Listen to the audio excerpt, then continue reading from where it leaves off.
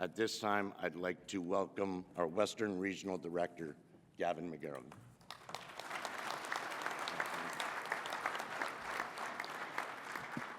There's nothing more embarrassing than having a long bio read out, so thanks for suffering through that, everybody. Welcome. It's great to see everyone again here in Winnipeg. Welcome to your Prairie Regional Council for 2025. So before I begin, there are some special guests from Unifor's National Executive Board and members of our senior staff team who traveled here I'd like to introduce. Our Unifor National Secretary-Treasurer, my good friend Len Poirier, is here. And the person who had to travel the farthest, and is certainly appreciated, my good friend Jennifer Murray, our Atlantic Regional Director, is here today all the way from the East Coast. I was just out there a few days ago. I think for once we're kind of on the same time zone. Our Ontario Regional Director, Samia Hashi, is here. She's over there. You'll hear from both of these amazing sisters during this council also. And we also have our Unifor National Executive Board members as guests. I believe in the room, the BC Regional Chairperson Leanne Marsh is here somewhere. I can't see with the lights. Atlantic Chair Morgan Palmer is here. I think there she is right there. I think Tammy Moore is in the room representing aviation workers, and I know that Dirk Tolman is also here representing energy workers on the National Executive Board. And of course, our amazing National President, Lana Payne, is here. Lana has been working extremely hard for all of us, and I know she has a lot to tell you about tomorrow. We've also got some other members of the senior administration team. Executive Assistant to Lana, Roxanne Dubois, is here over there. Executive Assistant to the Secretary-Treasurer, Sari Sarin, is here. Assistants to the National Officers, Tim Mitchell and Dan Valente, are here, I think over there somewhere. Senior Directors John Aman and Nikki Lundquist, I saw somewhere. There they are. They're all here. So thank you all for making the trip. Apologies if I missed anyone, but it's amazing to see you all here. Now, as always, there's so much going on in the Western region across 4 provinces. I'd like to thank Leanne and Guy, and also Mario Santos, the BC Area Director, Frank Wright, the Area Director for Manitoba and Saskatchewan, and of course Steve Kerrigan, who was our previous Area Director for Alberta, and he recently retired this year with a nice celebration in Edmonton a few weeks ago. And we are joined today as well by the new, but not new to us, the new Alberta Area Director, Phil Belanger, is in the room somewhere too, so please. Thank you, Phil, for accepting the challenge, and thanks, Steve, for your incredible service to the union. And I want to also give great thanks to the Prairie Regional Council Executive. Please give them a round of applause because they worked their heart out. And my assistant, Terry Rowland. Give her a hug if you see her because she's been doing an amazing, amazing job. Yeah. But there's a whole team of support staff here, too many to mention. It takes a lot of people to put this together. Thank you all very, very much for everything you do for us. I also want to recognize that the workers in this hotel are members of Unifor Local 4209. Yeah. Please give them a round of applause and make sure to tip them well and visit the new outlets. And thanks to the local chairperson, Nadine Odette, and the local president, Dawn Lajoie, and all the staff here for the hospitality this week. Now, you'll see in your kits a report on the amazing work done by our departments and service staff. I would encourage you to read it because it's too much for me to talk about, but there's a ton of work that goes into that. And with that out of the way, as I usually say, I get the privilege and honor to report out to you, but as always with our union, it's nothing but a team effort. Just in the past year in the West, since our last Prairie Council, we've seen incredible bargaining for thousands of members. We've expanded to organize new members and made some dramatic inroads in places like Walmart and Amazon. We fought an important provincial election in Saskatchewan. We fought to save the NDP by a whisker in British Columbia. And then we just recently went on to fight for workers' issues in a national federal election in the most critical campaign in decades. And we did all this while facing down the unprecedented threat to our jobs and our sovereignty due to the threats and hostile actions by the new U.S. administration against, it seems now, the whole world, changing decades and norms of decency and cooperation in the process. But all these gains that we're making in taking good agreements or forming progressive governments, they're not easy. They take tough fights, and we still have to fight for every nickel we bargain and every vote we earn, reminding people that working-class voters need to vote for working-class parties who will defend our jobs and our sovereignty. This is our time to build, to grow, to defend ourselves, and to be more useful to workers in their everyday lives. We have no choice because we know that ultimately every fight, every threat that is designed to weaken us, that we ignore, and our movement means things will only get worse instead of better.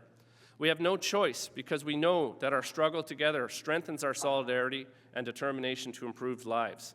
And we know from our own experiences that fighting back truly makes a difference. Now, April 28th was just a few days ago, the annual day of mourning to remember workers injured or killed on the job. And unfortunately, we continue to have workplace fatalities in Unifor and many other workplaces. And of course, we send our sincerest condolences to the family, friends, and locals and communities on these very tragic losses of life. This year, we have unfortunately already had a workplace fatality in this region. Peter Lesurf was 54, and he was killed in a vehicular accident in Cochrane, Alberta, and he was working for DHL at the time. There's also been reported instances of death at work from personal medical complications and accepted compensations claims for death. We must always notify the Health and Safety Department of any fatalities or serious injuries so that we can make sure that any accidents don't happen again. And as we've all seen in our newscasts and social media feeds, the whole country was shocked and saddened recently on April 27th in Vancouver. We extend our sincere and deepest condolences to the families and friends of those killed and injured in the vehicle ramming at the Lapu Lapu Day Festival hosted by the Filipino community in Vancouver. By the way, if you don't know, Lapu Lapu is an amazing fish from the Philippines, and we were sponsors for that festival. It was an unprovoked attack on hundreds of innocent people. They murdered at least 11 people and severely injured dozens more. And of course, we grieve any time we see such senseless violence, but this loss hits particularly hard. This is only the second Lapu Lapu Festival, and we were a sponsor both years. On the day of the attack, Unifor BC Regional Council had a Unifor tent and volunteers present to hand out refreshments and to provide information about our union and continue connecting with the community. Toby Stewart from Local 333 BC and Sybil Joseph from Local 111 were among the Unifor volunteers who were there all day. Thankfully, they left the event a few hours before the tragedy. When the event actually happened, a Unifor Local 111 member was right there for a bite to eat when he suddenly found himself witnessing the awful event and then ending up protecting the perpetrator from an extremely angry crowd until police arrived to arrest him. The alleged perpetrator has since been charged with 8 counts of second-degree murder, and more charges are pending. We're deeply saddened, and we also mourn the tragic murder of a beloved member of Unifor Local 114, my local, whose life was taken in this incident, and a spouse of a member of Local 433 was also murdered that day. Obviously, this is very upsetting, and we know that many of you are upset, and we will continue to stand together in grief during this important time. For those of you that know me and my family, I know firsthand that Filipino people are caring and loving and rooted deeply in their communities. Please stand, if you're able, for a minute of silence.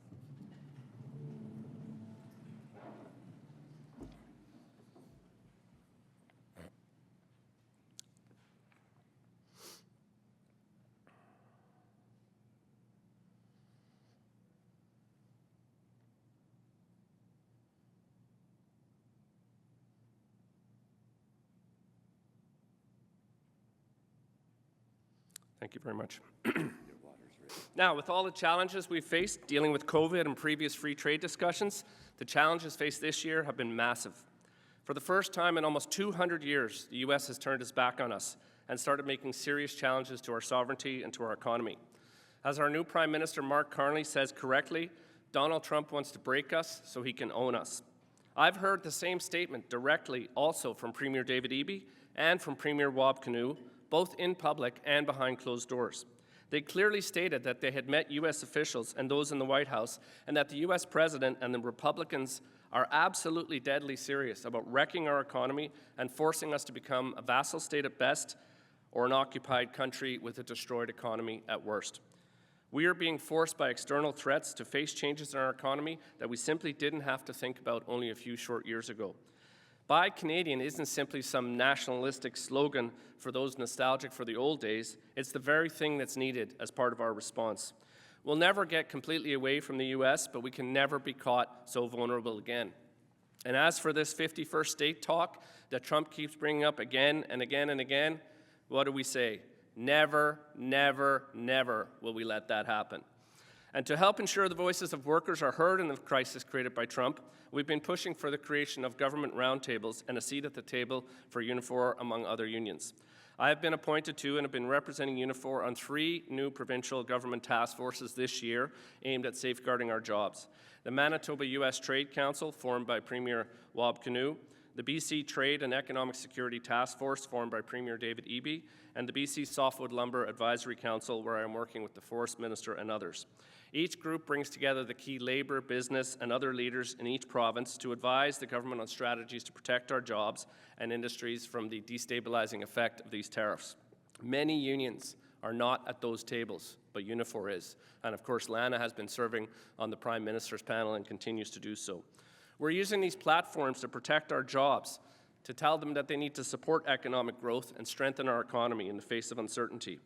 We've also engaged with Unifor locals across the country in January, and we recently held a Western town hall on tariff threats as well. And Lana and I wrote to all the premiers demanding action to fight back against tariffs early on, and we did manage to secure a virtual meeting with Alberta Premier Danielle Smith and her staff, or I think as Naheed and Nenshi is calling her now, Separatist Smith. She was talking nonstop about lowering interprovincial trade barriers as if it was the missing silver bullet, and we pushed back to make sure that, sure, we can talk about common sense changes, but it cannot be at the expense of worker safety, training, or certification requirements. Although at the time it was clear that her attendance at a ball in the US was somehow more important, we did have some responsible discussion with her, and we are in touch with various deputy ministers, and we'll be following up to make sure that we're continuing to push even there as well. It's incredibly sad, though, in the weeks since to see Danielle Smith continue to undermine Team Canada and instead promote the fringe views of radical separatists, right-wing radicals, instead of taking care of jobs at home and working with everyone on solutions, instead of applying to be the Premier of Alabama.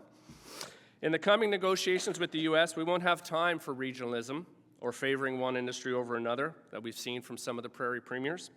Donald Trump and his wealthy corporate interests will eat us alive if we show division instead of unity, solidarity instead of submission. We need to push back, and we will all need to support each other through the fight. Energy workers will need to support auto workers. Healthcare workers will need to support forestry workers. Telco workers will need to support aerospace workers, and so on. We'll only survive this if we stand together, united. But there has since been no discussion, forums, or invitation from labour involvement at any real level in Alberta, and the same is unfortunately true for Saskatchewan. We've seen Saskatchewan Premier Scott Moe recently trying to justify his lay-low and submissive approach, and all he knows how to do is divide, not unite. He wants to try to pit workers in the canola industry, which is under attack from tariffs from the US and China, against auto workers instead of standing up for all workers. At all these government tables, we are pushing government to make long-term plans, use robust industrial policies, form specific industry roundtables, and talk about keeping workers working instead of always talking about transitioning workers out of industry. We all know that when workers hear transition, they think, rightfully so, that it often means a step down in wages, pension, benefits, and even hours of work. But we've called for major programs that the government needs to think about, like the wage subsidy program we saw during COVID, which helped so many workers and businesses.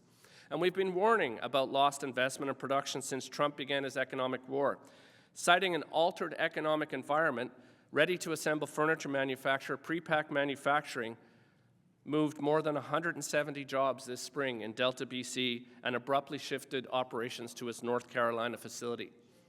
We just negotiated a new collective agreement with that group in December of last year. Do you think they told us anything about this? Shameful. In this case, they're equity owners. They're owned by a private hedge firm. They were founded in Canada 45 years ago and locally owned until the hedge fund Torquest bought them in 2019. And we all know the story with these hedge funds. They strip the value out and sell it. We've seen similar impacts and job losses in Quebec, in furniture plants, and as you already know, and I'm sure Lana will talk about it, thousands of auto workers are already laid off, feeling the impact and wondering what the future holds. I could go on about this for a long time, but all I need to say is there's a recommendation in your kits. Please help us in this fight. We've got to stand up for each other, and we've got to stick together. Now, we heard lots of amazing reports at the leadership meeting yesterday on the incredible bargaining going on. As I said, far too many for me to touch on, but I want to just give you a few examples to let you know what's going on. We've been supporting our Alberta education workers who have been in bargaining, and they're getting ready for larger bargaining in Edmonton with Local 52A and in Calgary with Local 1990. And based on the most recent Statistics Canada reports, Alberta spends the least on public education in Canada. Province spends 13% less than the national average on a per-student basis. In addition to bargaining some new agreements for support workers, as I said, we're hoping to negotiate several more. End of June, I'm hearing from yesterday, that's what they were saying. And we also saw several CUPE locals with thousands of education support workers in Alberta who went on strike, and we were on the ground supporting them, Unifor members, Edmonton, Fort McMurray. I spoke to a rally of CUPE workers, doing everything we can to try to raise the underfunding of education and the impact not only on workers but also on the kids as well. We've involved our research and communication department to update these locals, and we're working hand in hand. But I know Debbie, and I know Wally, and I know Elaine and Joanne. They're all getting set for bargaining, and I have every confidence that you're going to get it done. In DHL, we're facing a strike deadline in the next couple of weeks. We're doing strike votes across the country right now, and we had international support from the International Transport Workers Federation as well. It's going to be a very, very tough round of national bargaining for thousands of members across the country, including here in the prairies, but I know they're up for the fight, and we'll stand shoulder to shoulder with them as they push hard. Late last December, the members of Council 4000 and Local 100 voted to ratify a 4-year agreement with Canadian National Railway, improvements in wages, benefits, and address key job protection priorities. In January, members of Local 101R voted to ratify a 4-year agreement as well with Canadian Pacific Kansas Southern, CPKC, and that also saw major improvements as well. But things are still a struggle ahead for our VIA members, and the threat hasn't changed much, and it's actually gotten worse since our rally outside here 3 years ago. With the announcements of new rail projects involving high-speed rail and no guarantees on work ownership, a dispute may still be on the horizon, but we need stronger assurances for the future. They're currently in conciliation, and we expect it to wrap up in June. So best wishes for a new agreement for everyone in Via Rail. Let's keep on our success and try to get them the agreement they deserve. Also, we have Paladin. These are the security screeners, both in Regina and in Calgary. We're deep in preparation in Calgary for bargaining. They're trying to delay the bargaining, get past the stampede, but I see Joanne back there, and she's on to their game, and we're ready to take them on, and they're trying to drag it out. But again, a really, really terrible employer, frankly, and our members are ready for a fight if needed. And in the Bell campaign, of course, we continue to hear nothing but bad news from Bell. They continue to cut jobs. Here in Manitoba, Local 7 has already seen their satellite building in Brandon close its doors, lose 30 jobs there. And then they just offered another departure package, and they lost another 57 members who approved to take it. Meanwhile, 2 years ago, while cutting the jobs, Bell paid out an all-time high of $3.7 billion to shareholders. And between 2020 and 2022, CEO compensation rose by a whopping 40%. Shameful. And in strikes, we've had some major strikes across the West, including in mines, but we currently also have 2 strikes going on right now. More than 200 workers at Vancouver's exclusive Arbutus Club went on strike for fair wages on April 29th. The Arbutus Club caters to the city's wealthiest clientele, but surely it can afford to pay a decent wage. It charges tens of thousands of dollars in initiation fees, and it has high-profile elites such as Vancouver Mayor Ken Sim and Vancouver Canucks owner Francesco Aquilini as clients. Unifor Local 3000 represents more than 200 members there, everything from food servers to lifeguards, maintenance staff, laundry attendants, and more. This can end tomorrow with a fair offer, but I know they're fighting hard on the ground. Meanwhile, on Vancouver Island, we are into more than 3 months of a transit dispute.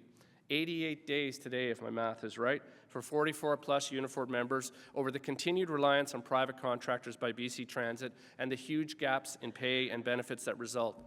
That strike began on February 8th, seeking better pensions and working conditions. And we're urging the BC government to address these disparities because BC Transit, while it's a Crown agency, outsources most bus services across the province, except in Victoria, through private contracts like this, and this drives down the wages. And what really is ticking us off is the BC NDP's 2024 platform promised to review this private transit contract model, but yet we've seen nothing so far. And what makes this even more maddening is that in 2025, one of the key issues early in the dispute was access to bathrooms and reasonable breaks. 2025, and we're still talking about access to bathrooms and reasonable breaks. So we held a rally outside BC Transit headquarters on April 15th to send a strong message. BC Transit has simply failed the communities it was created to serve. Their track record is clear over these private contractor disputes. They've had 4 long transit strikes in 3 years, affecting hundreds of thousands of residents, and they've never apologized once or never shown any accountability. But one thing I know, I've been working with transit workers for a long time, and when they decide to go out on strike, they will last as long as it takes, so please, let's stand behind them in their struggle for a new agreement as well. Now, in organizing, we've seen expanded work by our organizing team, many different campaigns, and we've had a breakthrough in organizing with the successful certification of multiple Walmart units for the first time in Canada. This included 800 members at the Walmart warehouse in Mississauga, 100 at Walmart Fleet in British Columbia, and another 280 at Walmart Fleet in Alberta, now with Local 4050. Once Walmart saw that we had achieved, yes, that's good news. Once they saw, though, that we had achieved those certifications, on the trucking side, they immediately sold everything to Canada Cartage, but that's fine. We'll continue to bargain with Canada Cartage. We have agreements with them as well, and at the end of the day, the Walmart workers are standing with us. They're not intimidated, and we're going to get them those first agreements that they deserve. Fairmont Empress Hotel out in British Columbia. We had in hospitality for the first time, we added 40 new members at the Willow Stream Spa at the Empress Hotel. This is the first time that we've had spa workers in history in hospitality, so again, they were organized as well. And you heard earlier about Amazon. As you know, we launched a major campaign in Vancouver area in the past few years to help organize Amazon workers. In May last year, we reached the point where Unifor applied to the BC Labour Board for certification of not 1, but 2 large facilities.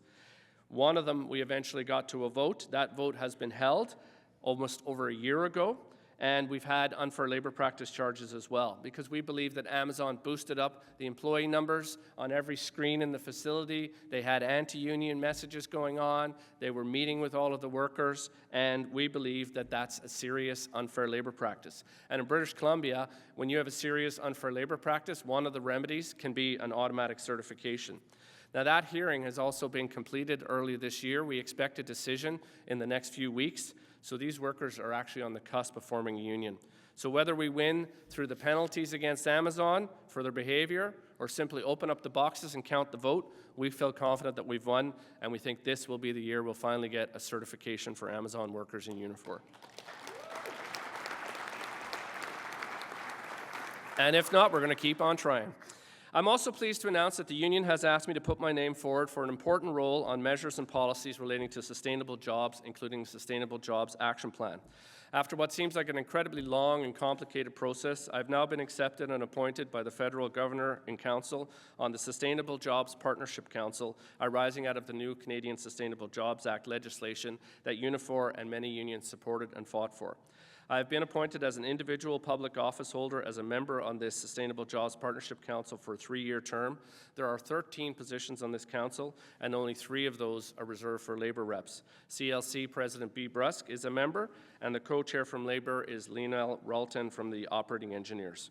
We're tasked to provide independent expert advice to the Minister of Energy and Natural Resources and the Minister of Jobs and Families on measures consistent with the shift to a net zero economy to foster the creation of sustainable jobs, measures to support workers, communities, and regions in the shift, including through skills development, training, retraining, economic development and diversification, and as well as through national, regional, federal, provincial, and federal territorial initiatives related to the Sustainable Jobs Action Plan. We have to speak as individuals, but we will be engaging with Canadians across the country to ensure their voices can influence federal action. We'll be advising on measures to foster sustainable job creation. But at the end of the day, unless the federal government takes meaningful steps to provide workers with concrete policies and programs that protect workers' incomes, preserve and expand access to collective bargaining, provide efficient and relevant training, and generate decent unionized jobs in new economy, just transition will simply serve as another empty slogan, signaling government inaction and missed opportunities. So we need to have our seat at the table in all these discussions that affect our jobs and our environment. And of course, you know me, I will not hesitate to speak out at that table strongly on behalf of all working people as we move into the economy and jobs of the future. In various social events we've been having, it's hard to keep up. We've had our recreation committees in Edmonton and Manitoba, even local unions have been doing amazing work. I'll just give you a few examples. Last summer we had the Winnipeg Filipino Street Festival. We had dozens of Unifor members. I was here with my wife. We marched. We had some great food afterwards. Dozens of volunteers, just great.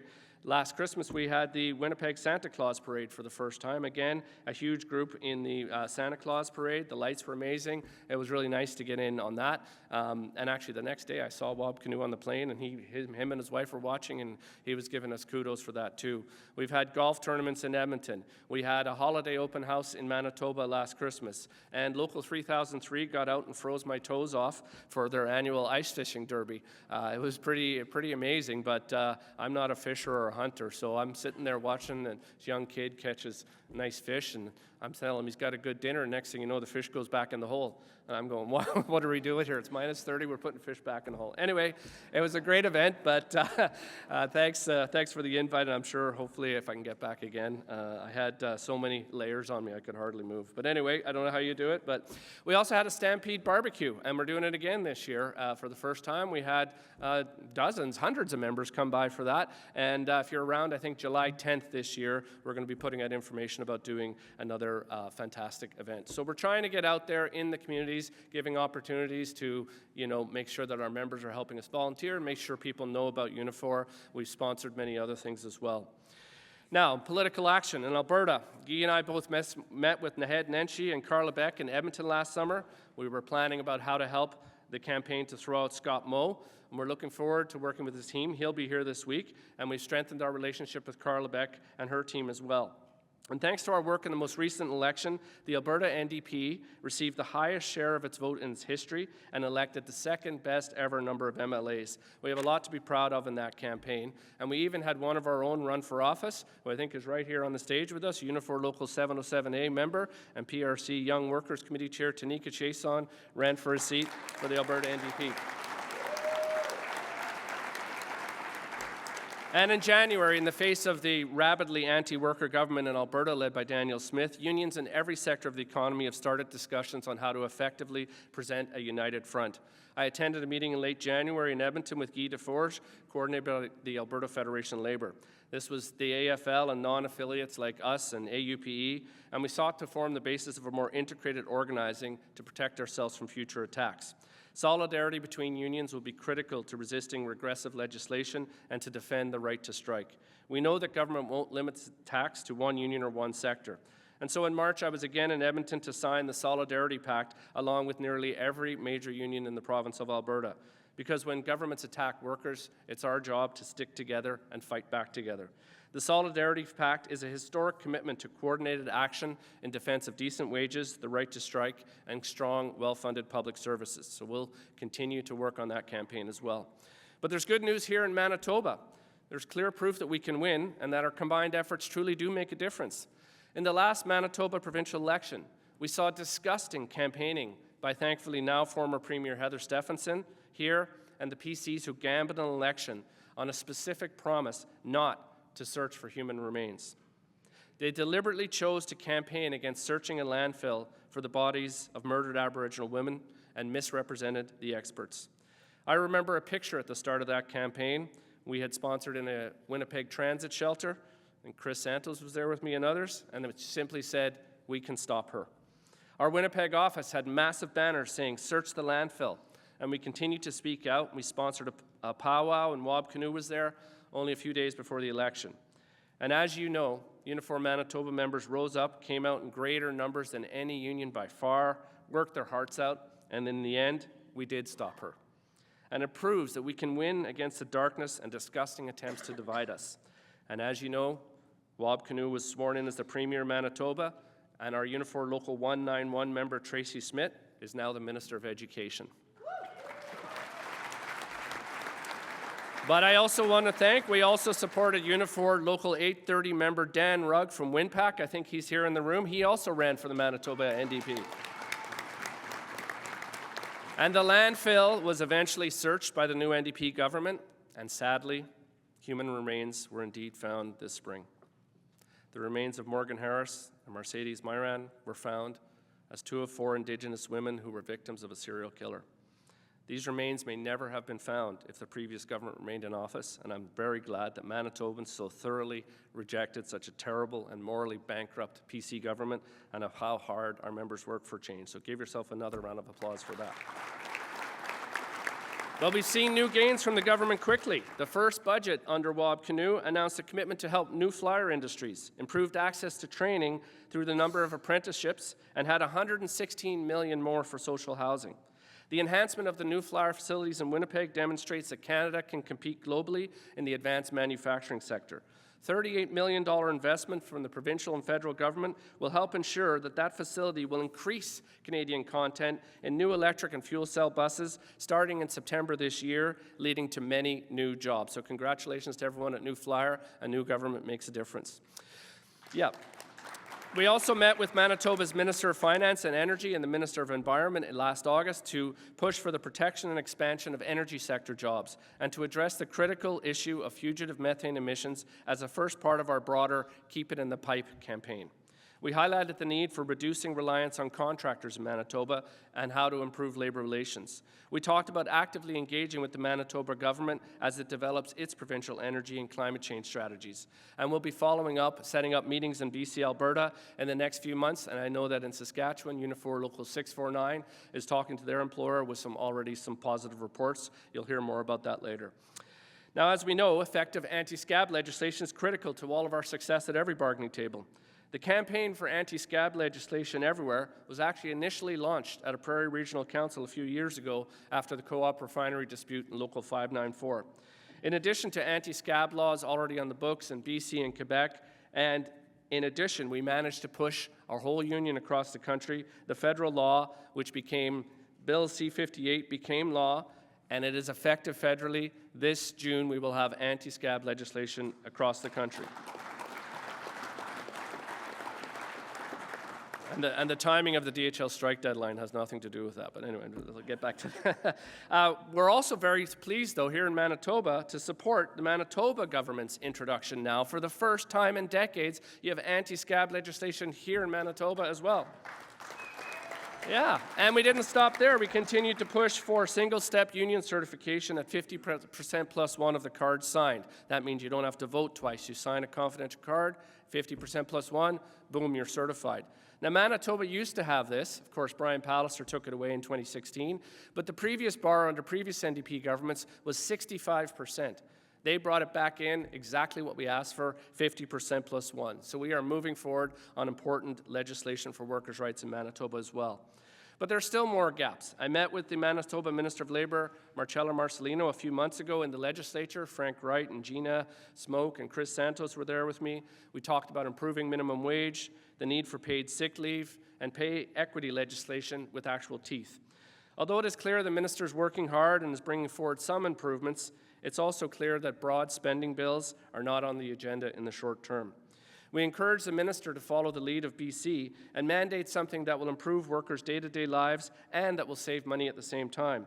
Now, BC has now promised and is beginning consultations on the need to ban employers from demanding sick notes for short-term absences.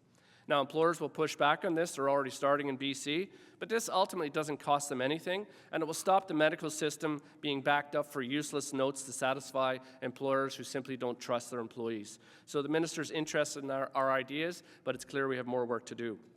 And of course, you know, we've been calling as Unifor for all of the governments to support the pharmacare program that was launched by the federal government. Manitoba was the first province to join the National Pharmacare Program in February.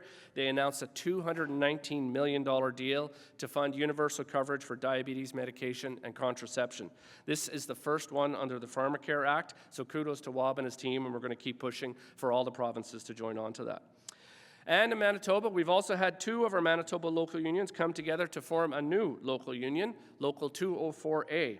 This is a result of discussions between Unifor Local 468 and Local 755 to create this new local, ensure the finances are stable, and to encourage even more activism and growth. So congratulations, everyone, Elwood and everyone, and Senior Director John Aman for all the work getting that done. It's very exciting. We're doing training, and they're going to be a powerhouse local with all of you here in Manitoba. And meanwhile, with the other Conservative Premier in the West, Scott Moe is increasingly out of touch. He claims the province is prosperous, but everywhere you look, public services are in decline and working people are struggling. Last fall, as the PRC asked us to do, we fought yet another provincial election in the West, an election in Saskatchewan. And this one was happening at the exact same time as we were fighting the BC provincial election, working on that as well. We had 34 member organizers working in 3 main target areas, Regina, Saskatoon, and Moose Jaw. I was on the ground in Saskatoon at the start of the campaign, and I joined the Regina crew for the final few days, including E-Day. In the closing days of the campaign, Carla, Beck, and her team reached out to Unifor to stand side by side with them at Gate 7 outside the Co-op refinery in Regina for a press conference. Carla had directly promised us anti-scab and single-step certification legislation if elected, no ands, ifs, or buts. I stood with Carla and more than 50 Unifor Local 594 members on very short notice outside the very gate where I and many other Unifor members were arrested defending workers during that lockout in 2020. It was profoundly moving to see what happened in 2020 and then to have Unifor return to the very same spot with so many Unifor members as we are fighting the government with the leader of the official opposition who promises anti-scab legislation proudly. We're one cheeky bunch who never gives up, I'll give us that. Our Unifor Votes team on the ground was amazing. Thank you to all the locals who helped. We achieved the best results the Saskatchewan NDP had seen in 17 years. Moved from 14 seats to 27 seats. We came within 4 seats and about 1,700 votes from toppling the Saskatchewan Party. 5 prominent cabinet ministers lost their seats. It was not a good night for Scott Moe. We also had 3 Unifor members running, and one of them was elected. Jordan McPhail from Unifor Local 2S is now an MLA. We also had a PRC Workers with Disability Committee member run for the NDP from Local 2S, Brenda Adele. I don't know if she's here in the room somewhere. And we also had Mark Thunderchild, who is a member from Local 649, who ran directly against Scott Moe. Their diminished majority, it's a sign that voters are increasingly unhappy with the direction of the province. We're not going to stop mobilizing to ensure public services and Crown corporations receive the public investment they need. Saskatchewan's most vulnerable workers still suffer under the lowest minimum wage in the country. Guess who you're tied with now? Alberta. Lowest minimum wage in the country, and the province's poor healthcare performance was a top-of-mind issue. Investing in strong public services and good jobs must be a priority for the next government, because as we all know, you can't cut your way to better public services, nor can you weaken labor laws to create good jobs. So we continue to remain in touch. Carla will be joining her in person this week, and I hope you'll give her a warm welcome. And of course, federally, we just finished fighting the critical federal election. We had more than 65 member organizers on the ground all across the country. I would like to thank all the member organizers in the prairies and our coordinators for the campaign, Jack Sully in Alberta, Della Rogers in Saskatchewan, and Bibbs LaFleche here in Manitoba. Give them a round of applause, please, for all of their work. So as you can see, there's a lot of activity going on across our union, but having said that, one of my favorite aspects of this role is getting the chance when I can to visit our local leaders and members in their workplaces. Whether it's a hotel or a mill or a factory or a mine, our members do amazing work with dignity and determination, and we have a few good laughs along the way. So to me, site visits are an important way to stay grounded and focused where our members make it all happen. I visited the WinPack facility in Winnipeg a few weeks ago, where more than 600 Unifor Local 830 members work. We did a tour of the amazing food packaging and other labels they make there, and it's great to see that that company is expanding and adding new machines and new jobs. So thanks to Dan Rugg and Joel Zillman, I think they're somewhere over there, for bringing us through to see your members at work, and of course we'll be there with you as you go into bargaining this year. In Alberta, last July, I went to Hinton, Alberta with Lana and Guy to visit Local 855, a local with so much history, and we toured the town's pulp mill and paper mills and sawmill, and we also visited Local 250A members at the Labatt's Brewery in Edmonton. As you know, a devastating wildfire swept across the province during those tours, right while we were up there, prompting an urgent evacuation of Jasper, where hundreds of Unifor members work. As our economy rapidly changes, so too do the needs of working people, and there's no better way to understand those needs than stand shoulder to shoulder with our members and get to know the work that they do. And our members at the Fairmont Hotel in Jasper Park are still affected by the devastating fire last July. Guy Deforge and I worked with the Prairie Regional Council and the National Union to make sure that we could get funds to that local to help with the rebuilding. And I'm happy to announce that we were able to donate $50,000 to Local 4534 in Jasper to help assist them with the rebuilding efforts. And just a few days ago, Lana and I brought a group to Esterhazy, Saskatchewan to tour the Mosaic Potash Mine, where the 700-plus members are members of Local 892. We traveled 3,500 feet underground to meet our members. For comparison, the CN Tower is 1,800 feet, so we were about the depth of 2 CN Towers underground. We then traveled in 3 Polaris carts where the unit chair, Tammy, showed us her amazing driving skills, and the mine superintendent driving my vehicle got lost.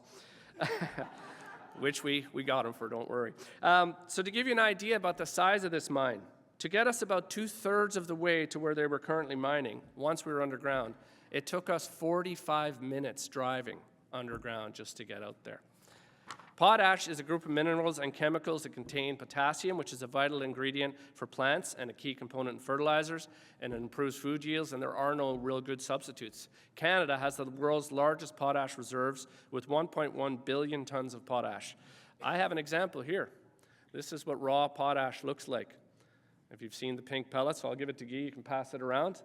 It's an amazing tour, amazing place. Thank you very much to local President Brian, Treasurer Raymond, Tammy, everyone. It's really incredible the work that they do, and they're going to have some work in that mine for at least another 30 years. We also visited the Hinton's Women's Shelter, where the dedicated staff are Local 855 members who support women and children fleeing from violence. The bravery and determination of the staff and the clients is incredibly moving and inspiring, and it reinforces the need to constantly support these critical shelters. We continue to speak out with our sisters and in support of our sisters on issues such as pushing for real pay equity laws and demanding real action on intimate partner violence. In BC, we have met directly with Premier David Eby, where we once again raised the need to go further than their new Pay Transparency Act and bring in a real pay equity law with teeth. Manitoba's Pay Equity Act was passed in 1986, but it only addresses gender gaps in the public sector, and it hasn't been updated in 40 years. As I said, I met with the Manitoba Labour Minister about that. She said they were interested in a Pay Transparency Act. What's the point in pointing out that there's a gender pay gap? We already know it. Pay equity forces the employer to pay up. So let's continue to support that. There's a recommendation in your kits on that. But intimate partner violence is a devastating epidemic affecting thousands of individuals, families, and communities across Canada. Demand for support services has risen, and unfortunately, alarmingly, nearly half of Canadian women, 44%, report experiencing some form of intimate partner violence, with women disproportionately suffering the most severe forms of abuse. I saw a small sample of how great the need is at that Yellowhead Centre. There are never enough funds, and the need is great, and you would be shocked at how many workers are needed at a shelter like that, even in a small town. We joined a coalition and sent a letter to Premier Eby asking him to declare gender-based violence an epidemic in BC, and also to all premiers across the West with the same demands. We did that on December 6 last year. It's pervasive in Canada. In 2021, Saskatchewans experienced intimate partner violence at a rate that was more than twice that of the rest of Canada. In Alberta, the UCP identified the need to improve health care for women and children in the most recent election, and in the last budget, they did make some investments to build new shelter beds. That's the first time in a very long time that shelter funding in Alberta was increased, but it's not nearly enough, so we've got to keep pushing. It's not sufficient to end intimate partner violence. We need more funding, we need more prevention, and we need more shelter. In January, Premier Eby responded to our letters by recognizing the epidemic of gender-based violence, and he empowered his finance minister to take steps to deal with it. She's been told to work with partners to address the epidemic as it relates to our province and ensure government programs and initiatives reflects the interests and concerns of people with lived experience. The finance minister will also ensure that they're meeting targets on delivering accessible transition housing for women fleeing violence and that the justice system is responsive to the needs of survivors of gender-based violence. The next step needs to be a formal declaration in legislation, just like Jennifer Murray and the folks out in Atlantic got out there. A declaration of this public health crisis will allow the government to use all tools necessary to stop the violence. I'm very proud of Jennifer Murray and all the sisters in the Atlantic and all across the Union, and I know that Tracy Ramsey and the Women's Committee will be speaking more about this. There is a recommendation in your kits, and I hope we'll get full support for that. Now, as you know as well, Unifor continues to support the volunteers helping to operate Drag the Red here in Winnipeg. Following last year's PRC, and if you remember all the donations that were made, I traveled to Winnipeg to meet with the volunteers last August, along with Gina and Frank and Joel and many others, and we delivered a $20,000 check on behalf of Unifor to Drag the Red. And of course, later on, our national president, Lana Payne, also came out to visit and see firsthand how important that work is for the community and for young people.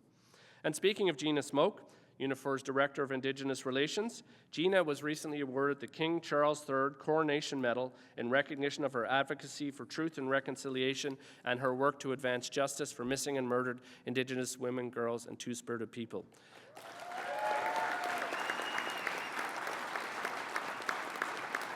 And it was appropriate that the only Manitoba federal NDP left after our last election, Leah Gazan, was the one who actually presented the medal to Gina. So congratulations, Gina, well deserved. We're proud of you. We've been continuing to sponsor many communities. We've had celebrations for Black History Month. We've sponsored Vasaki celebrations in Calgary. I believe we're doing it this year as well. We've had entries into the Calgary Pride Parade. I think there's Regina Pride Parade as well. There's a lot of stuff going on. Anyway, by now, some of you may have seen our announcement at the upcoming elections for the national leadership team at our Constitutional Convention in August in Vancouver. I've been with this union since the founding day, and it was the honor of my life to gain the trust of our members in Quebec City when I was first elected as your Western Regional Director in 2019. As I started that first term, only a few months after that in early 2020, we confronted one of the greatest challenges our union and our world had ever seen, a global pandemic. Tens of thousands of our members were laid off. Our staff were affected, and our offices and meeting halls were closed. We had to support our members through the worst crisis of their lives, leaning on government to do more, and we never had the luxury or the opportunity to take it easy. We had to fight, and out west, we immediately faced layoffs of thousands of hotel workers and pink slips for over 1,000 transit workers in Vancouver. We had to fight to save those jobs, and I'm proud to say not a single transit worker was ever laid off in BC or lost any hours. Later, as we emerged from that crisis, we faced another internal crisis within our union, which challenged us all and which was on the front page of many newspapers. A new team was elected under the leadership of our new president, Lana Payne, and I was elected to a second term as your Western Regional Director in 2022.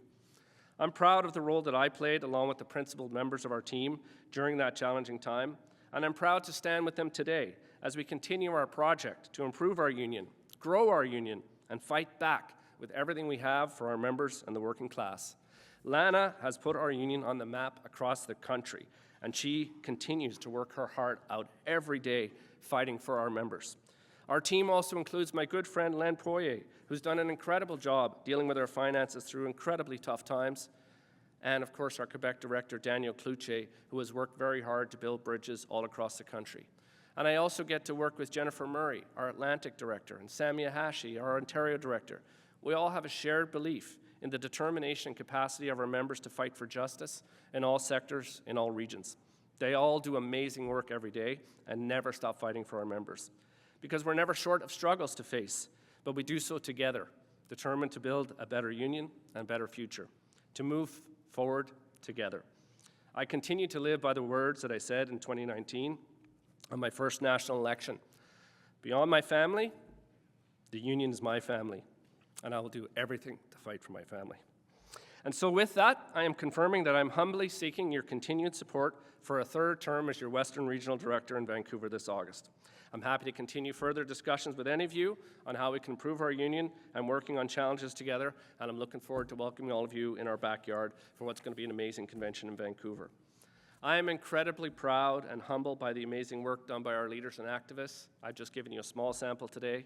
Our union has led from the day it was founded, and we continue to bargain hard, organize the biggest corporations on the planet, flip governments, stand up for those most vulnerable, and frankly, to change the world. We must continue to do everything in our power to not only improve our members' lives, but the entire working class. As we move forward under a new federal government under threat and now facing rising right-wing extremism, we have to stand together. And when it comes to standing together and fighting back, I know firsthand that Unifor makes a difference. You all make a difference. And we will continue to make a difference each and every day together. Thank you very much, everyone. Solidarity.